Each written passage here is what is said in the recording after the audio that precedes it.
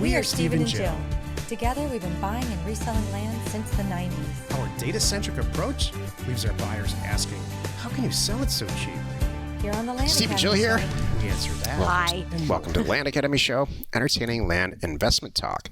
I'm Stephen Jack Bisala. And I'm Jill DeWitt, broadcasting from sunny Southern California. Today, Jill talks about a land deal case study. She's did a whole land deal case study Boy, do I have some notes here for you. where we bought a property for $25,000, sold it for about $51,000, but it took a year, and we're in great detail. Look about why. See about why. Exactly.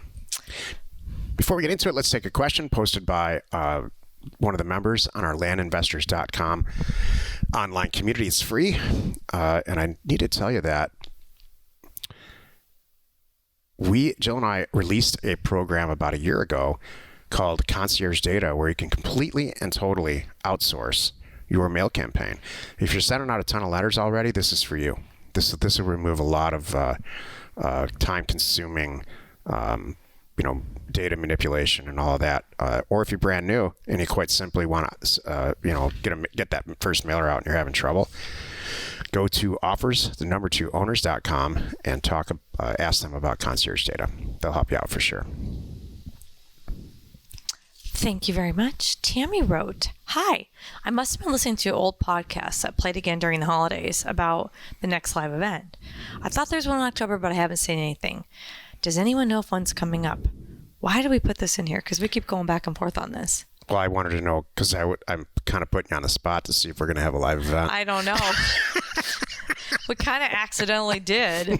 We did have a Because I'd like to know it. we had a post career path session for I want to know if we're going to have one too. event where 8 people came out to hang out with us and just have an evening and go to dinner. So, and that was really fun. So and by the way, most of them did it on their dime, and I really appreciate that. And we did feel the love and happy we got to see you and talk with you and have dinner with you and have a drink with you.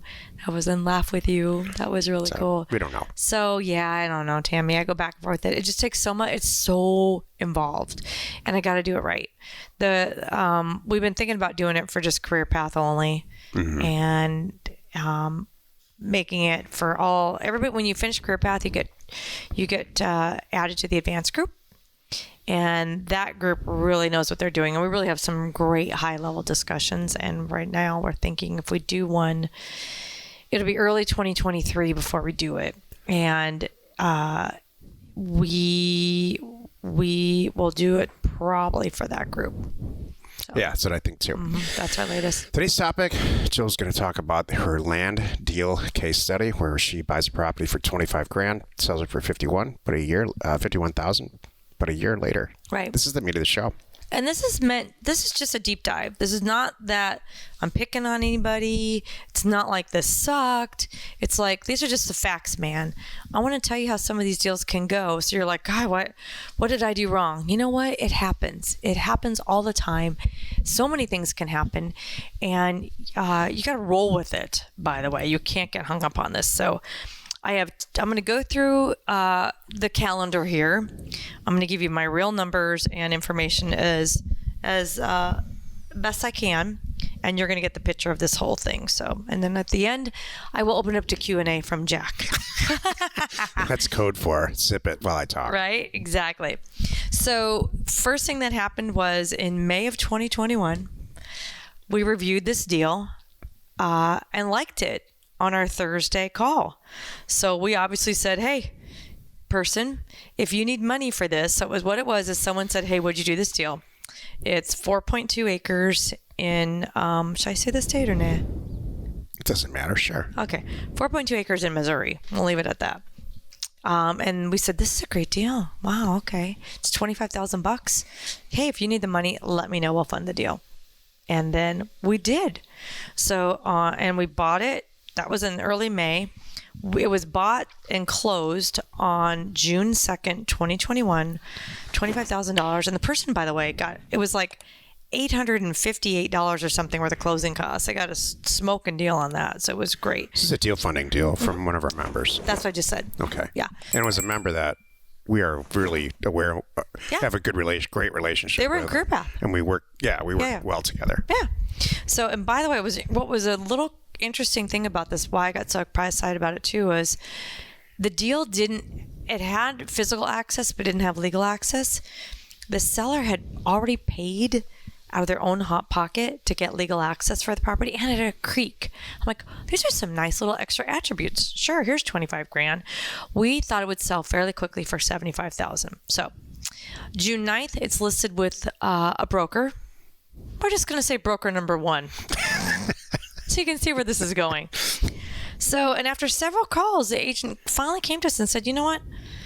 I'm actually changing my mind. I'm not sure how to price this thing because there's going to be some work needed to build on it. I'm like, well, duh. It's a piece of land. That's normal. Hello. Now we're cruising along June 29th. Okay. I reviewed their listing and I looked at this and I'm like, so we're going June 9 to June 29. I'm like, what's going on? Not hearing anything.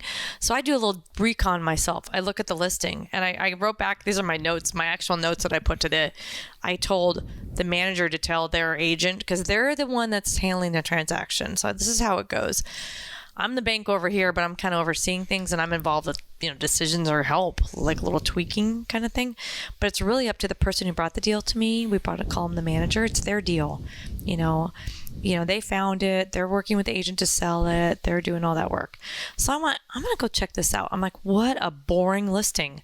I'm like, this person had 7 pictures, no blue sky, 0 pictures of the area, 0 videos, and they wrote 2 sentences.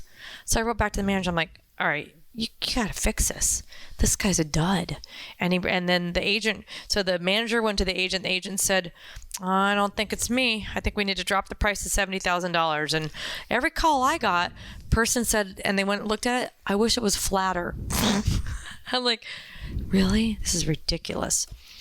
So by 7, That's so silly. Isn't this hilarious? So I'm like, this is not, you can't be really telling me this. So anyway, by July 6th, after a little back and forth, the agent finally said, it sounds like I'm not the right guy to market your property. He's tapping himself out. It's fine if you want to cancel agreement. And I'm like, heck yes, this guy's a dork. So on July 21, took that long, by the way, by the time we canceled it and we listed it with agent number 2. You see where I'm going with this. So this new agent comes off great. It's listed on August 4th. This is July 21. We sign it. They're getting 20 pictures. They got drone video. This agent even reached out to some builders, got some feedback, and they said, not really good for building. Maybe it's more ag or rec use. Okay, that's fine. It's another option. And then here it comes again. This was on August 4th. By the way, if you have multiple uses for a property, that's a really good thing. It's fine. If you have a single-use property, you're kind of backing yourself into a corner. Right. We've done a lot of single-use property deals. That's okay. It's 4.2 acres. It's not small. Right. We can do a lot with this.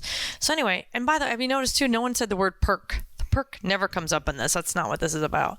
So anyway, August 25th, the broker goes, I changed my mind. I don't want this listing because now I know for sure after I talked to a couple builders, it's only going to be for ag or recreational use. So I don't want your listing. What the heck is that all about? So, and then our manager, the guy who's doing the deal, directly contacted the builder and said, yeah, it can be built on. It can be totally done.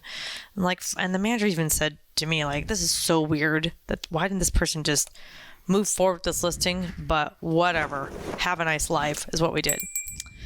So now we're still in August. We're working with our 3rd broker.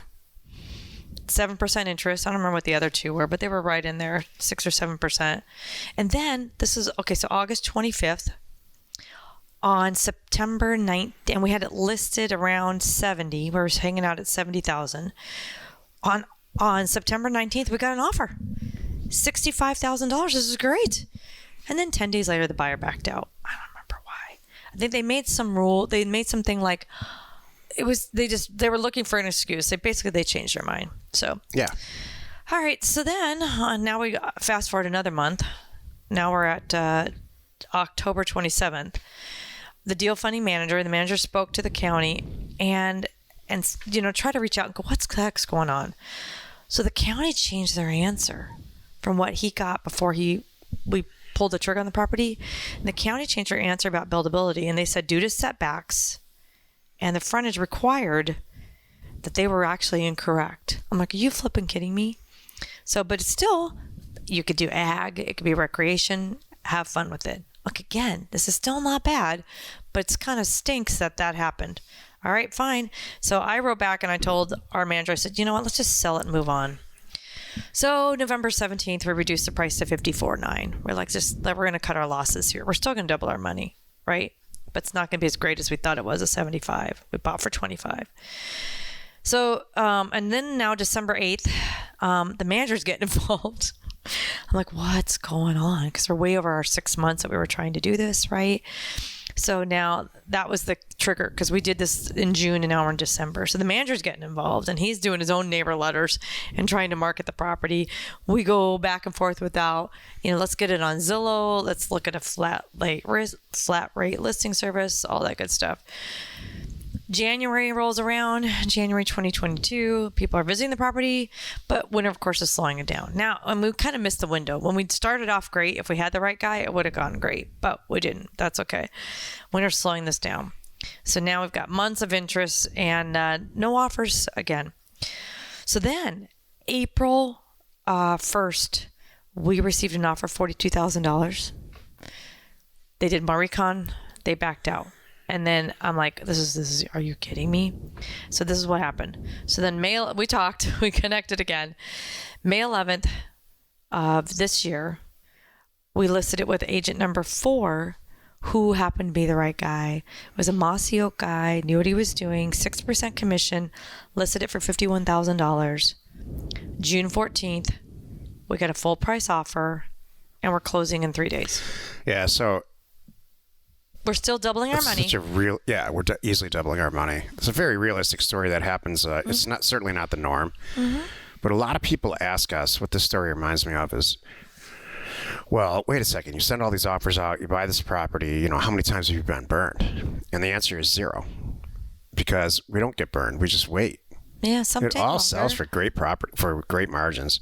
Sometimes we don't double our money, but what happened here is that the people involved, Jill, her transaction coordinator, and the manager didn't stop. Right. You have to keep going. They didn't. It's true. We get reports back from people. Well, we bought the property. We listed it for sale. It's a month later. It's not sold. This doesn't work. Right. That's not. I'm going to do a show tomorrow about how there's always a solution. Right. They did not stop until they found the right broker, and it was sold. There's a fourth guy in it, and if they found that Mossy Oak broker the first week of when we all owned it, it would have been sold then. Yeah. And so what? Now stuff happens.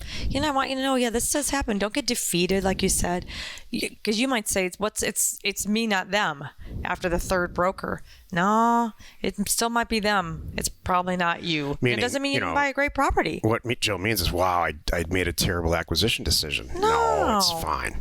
It was one of the reasons we buy property. It ended up here for half of what we sold it, which means it was probably worth $70,000 or $80,000 retail.